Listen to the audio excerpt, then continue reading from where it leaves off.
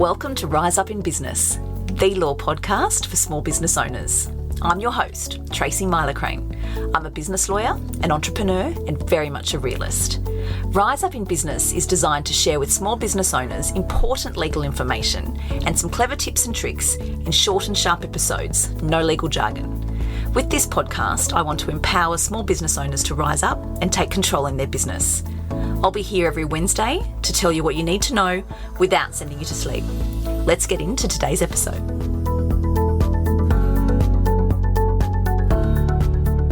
Hello everyone, and welcome to episode 33 of the Rise Up in Business podcast.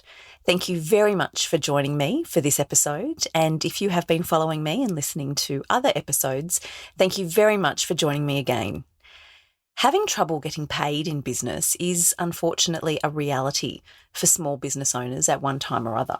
We can't control everything in life and we can't control everything in our business. So therefore, we can't control what our clients or debtors do and don't do. Delays in payment is something that arises often, and I field these sorts of questions frequently, several times a week, most commonly in my business, when people just reach out to get some advice or some guidance on what to do because people are delaying payment and it is having an impact on their business. And of course it is, because as we all know, cash flow is the cornerstone for any small business. Without it, we simply don't survive. So why do we have trouble getting paid sometimes in our business? And what do we do if that's happening to us? I'm going to cover those two questions in this podcast episode, and I'm going to base that on discussions that I have several times a week with clients, and hopefully that will add some value for you. So first of all, why do people delay payment? Well, the truth is there's a variety of reasons. Sometimes people forget. Sometimes they don't get the invoice. The email does strange things. The world of IT can be complex for many of us, me included. But sometimes emails just don't get there.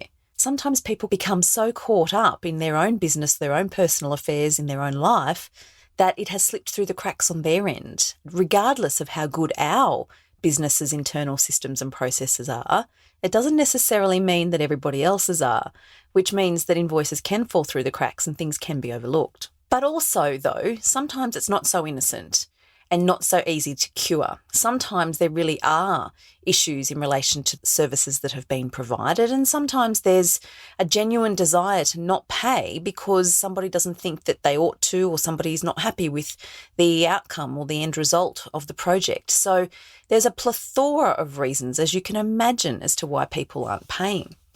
So what do you do then if you're having trouble getting paid? And the very first thing I talk to people about when they reach out to me is, what do your business terms say in relation to payment and in relation to your scope of works? So what is it that you had agreed to do? Did you do it? Has your invoice been issued in accordance with your business terms? And what do your business terms say about late payments?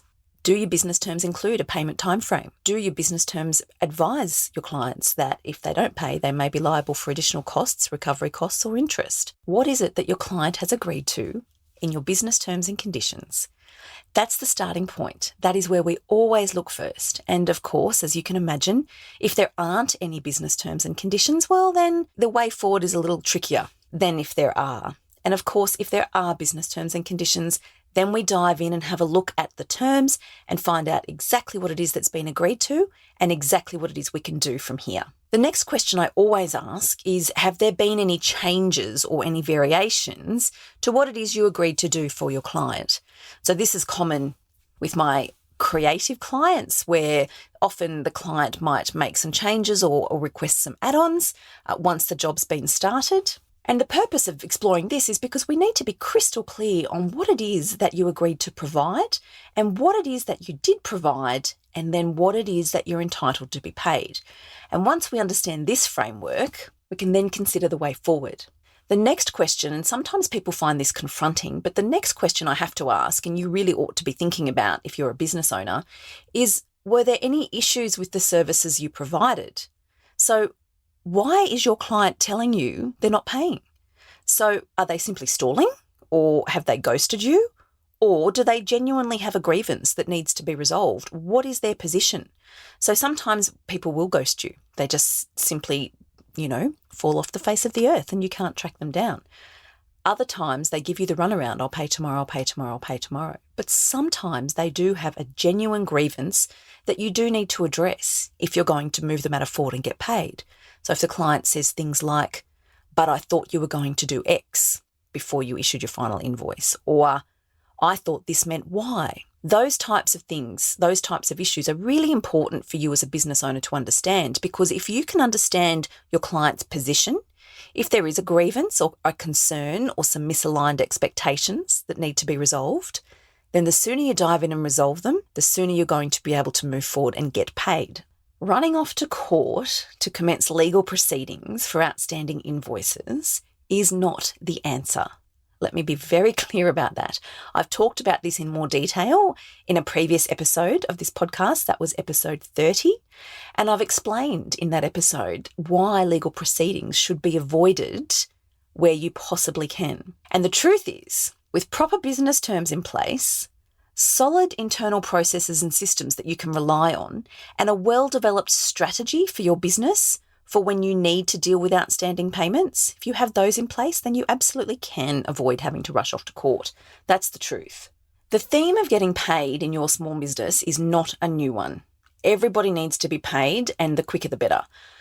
In fact, this is something that comes up for me a lot with my clients, and whether it's questions around how to structure your business to be sure you can get paid, how to deal with an issue over an invoice amount that's outstanding or misaligned expectations over the services that you're going to provide, or just simply delayed payments altogether.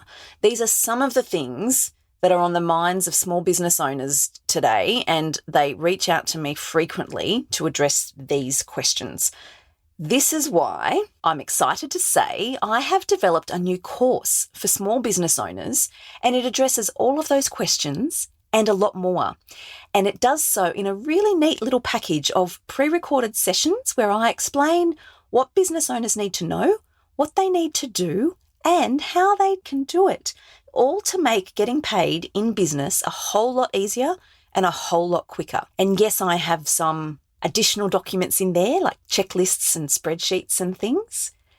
The truth is, who doesn't like a quick payment in business? And that's been front and center for me, and I am listening. So I am listening to clients when they're reaching out, and I am listening to you when you reach out to ask me questions.